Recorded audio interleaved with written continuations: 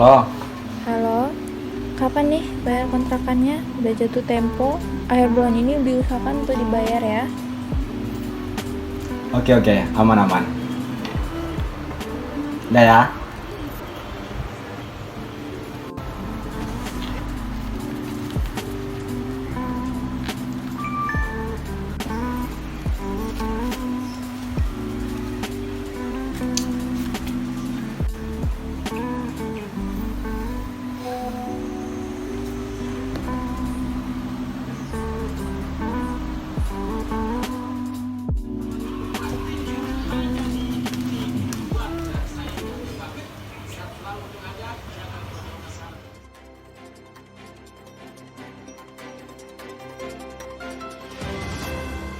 Selamat pagi pemirsa, kembali lagi bersama saya Kelvin di acara Liputan Riau edisi Minggu 5 September 2021. Belakangan ini semakin marak terjadi kasus pinjaman online yang banyak menipu kalangan ibu-ibu dan anak-anak muda. Di sini telah terhubung bersama kami narasumber yang merupakan akademisi dari PKN STAN. Selamat pagi Saudara Bintang, bagaimana tanggapan Anda terkait semakin maraknya penipuan pinjaman online ini? Selamat pagi.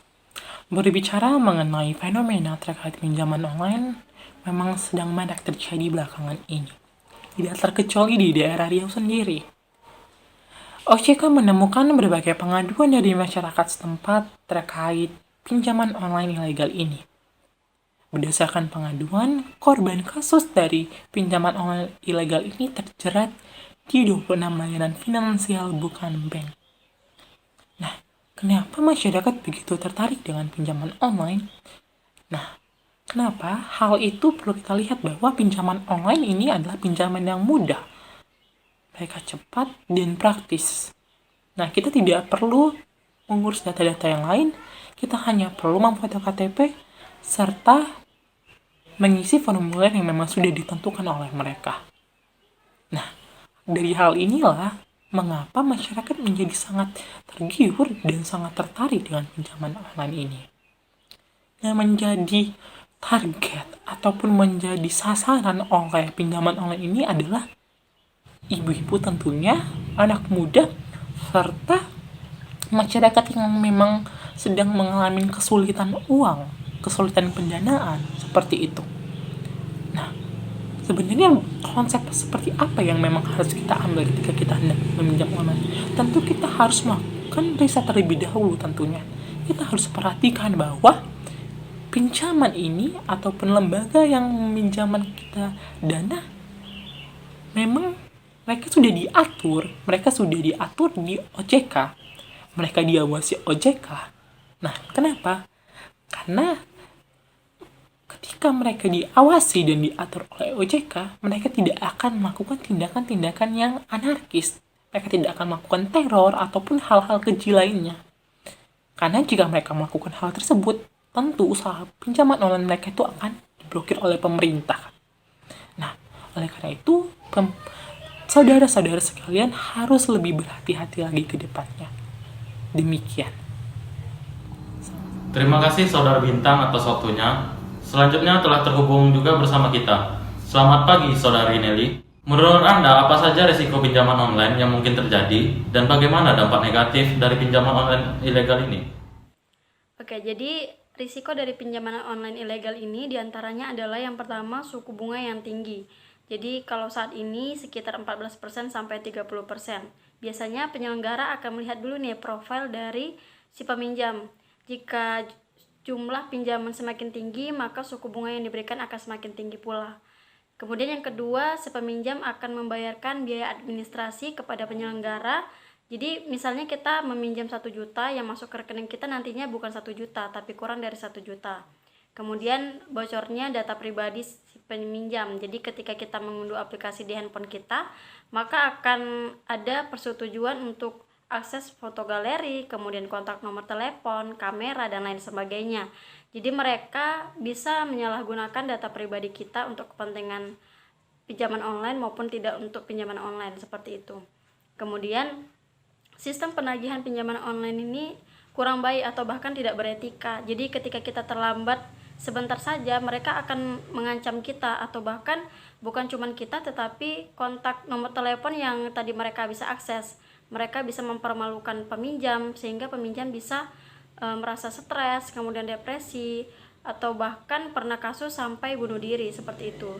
Kemudian ketika kita terlambat untuk membayarkan bunga dan pinjaman kita, mereka akan memberikan kita denda. Dendanya itu cukup besar dan bisa berkali-kali lipat dari pinjaman semula kita, seperti itu. Jadi memang literasi keuangan mengenai pinjaman online ini sangat dibutuhkan oleh masyarakat Indonesia supaya bisa mengetahui risiko apa sih yang harus mereka terima ketika mereka memutuskan untuk melakukan pinjaman online, seperti itu Mas Kelvin. Terima kasih Saudari Nelly atas waktunya. Selanjutnya telah terhubung bersama kami reporter Tanti yang sudah berada di lapangan. Silahkan reporter Tanti. Saat ini saya sedang bersama seorang pemuda yang saya temui di lingkungan rumah saya. Permisi, apakah Anda mengetahui apa itu pinjaman online? Oh, pinjol, saya tahu. Dari manakah Anda mendapatkan informasi tentang pinjaman online? Saya mendapat informasi dari SMS yang dikirim ke nomor saya. Apakah Anda pernah tertarik untuk melakukan pinjaman online? Dulu sempat tertarik dengan penawaran yang diberikan, namun karena minimnya informasi, saya membatalkan niat saya. Baiklah, terima kasih. Sekian informasi yang dapat saya berikan. Saya kembalikan kepada Kelvin di studio. Terima kasih reporter Tanti. Selanjutnya kami juga terhubung bersama reporter Andi. Silahkan reporter Andi. Baik Kelvin, terima kasih. Saat ini saya sedang bersama dengan Ibu Aksesia. Selamat pagi Ibu. Ya, selamat pagi. Apakah boleh saya bertanya tentang pinjaman online? Boleh? Ibu pernah melakukan pinjaman online? Pernah. Alasannya apa ya Bu? Butuh dana cepat untuk pembayaran anak sekolah. Setelah itu apakah Ibu mendapatkan sebuah ancaman dari pinjol itu? Iya, melalui SMS. Untuk saat ini apakah Ibu sudah mendapatkan solusinya untuk mengatasi masalah itu? Belum. Oke, baik Ibu, terima kasih Ibu. Sekian dari saya, kembali ke studio. Terima kasih. Terima kasih reporter Andi yang telah melaporkan di lapangan. Baik pemirsa, setelah mendengar laporan dari reporter kami tadi, selanjutnya kami mengundang akademisi lainnya, yaitu Saudara Rifki. Selamat pagi Saudara Rifki. Bagaimana menurut Anda cara memitigasi maraknya pinjaman online ilegal ini? Saya akan membagikan tips bagaimana cara meminjam di pinjaman online. Hal yang pertama harus kalian perhatikan adalah lembaga atau aplikasi yang kalian gunakan terdaftar di OJK. Kalian semua dapat memeriksanya di www.ojk.go.id.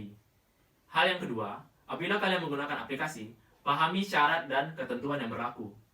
Pahami pula akses pengguna di dalam aplikasi agar tidak terjadi penyalahgunaan data atau hal yang tidak diinginkan lainnya. Tips selanjutnya, pahami dan kemampuan dan kebutuhan membayar. Pastikan kalian menyisihkan pendapatan untuk membayar pinjaman tersebut. Hal selanjutnya yaitu pahami resiko, baik itu sanksi ataupun bunga yang ditetapkan di dalam perjanjian.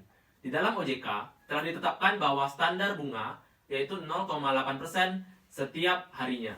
Apabila terdapat bunga yang lebih tinggi dari itu dan tidak menerapkan keamanan yang baik, lebih baik dihindari. Tips yang terakhir yaitu hindari telat bayar. Karena bunga akan semakin tinggi dan kalian tidak akan mampu untuk membayar kebutuhan ataupun pinjaman dari pinjaman online tersebut. Sekian tips dari saya. Terima kasih Saudara Rifki atas penjelasannya. Baik pemirsa, dengan berakhirnya dialog kita tadi, maka berakhir juga Liputan Riau edisi Minggu 5 September 2021. Saya Kelvin sebagai presenter pamit undur diri. Selamat pagi dan selamat menjalankan aktivitas Anda.